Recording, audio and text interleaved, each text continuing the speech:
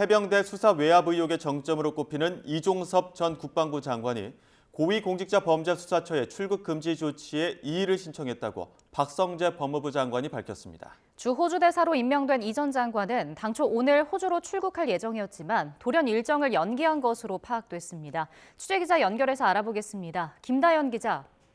네, 법무부입니다. 오늘 박성재 법무부 장관이 출근길 약식 기자회견을 했는데 그 내용부터 자세히 정리해 주시죠. 네, 박성재 법무부 장관은 오늘 오전 기자들을 만나 이종섭 전 장관이 공수처에 출국 금지 조치에 이의 신청을 했다고 밝혔습니다. 이 전 장관이 이의 신청을 해서 법무부도 출국 금지 사실을 알게 됐다며 절차와 기준에 따라 이의 신청을 처리하겠다고 말했습니다. 그러면서 공적 업무를 수행하러 가는 점 등을 고려해서 출국 금지 해제 여부를 결정할 거라고 설명했습니다. 박 장관 이야기 직접 들어보겠습니다.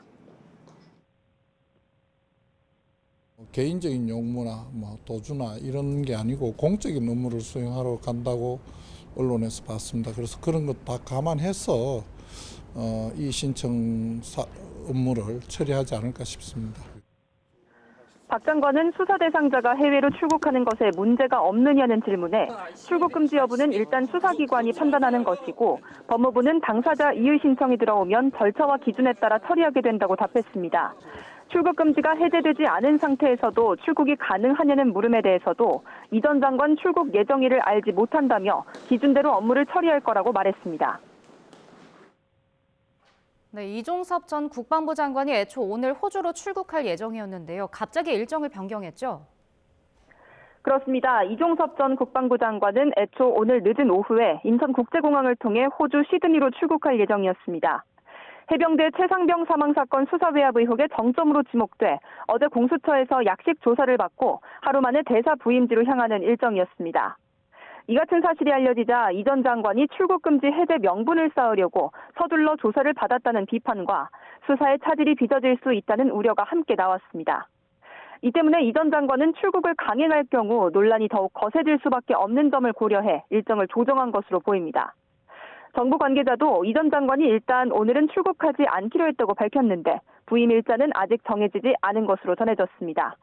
이 전 장관은 대사 파견에 필요한 아그레망, 즉 주재국 동의를 호주 정부로부터 받았고 외교관 여권도 발급받았습니다.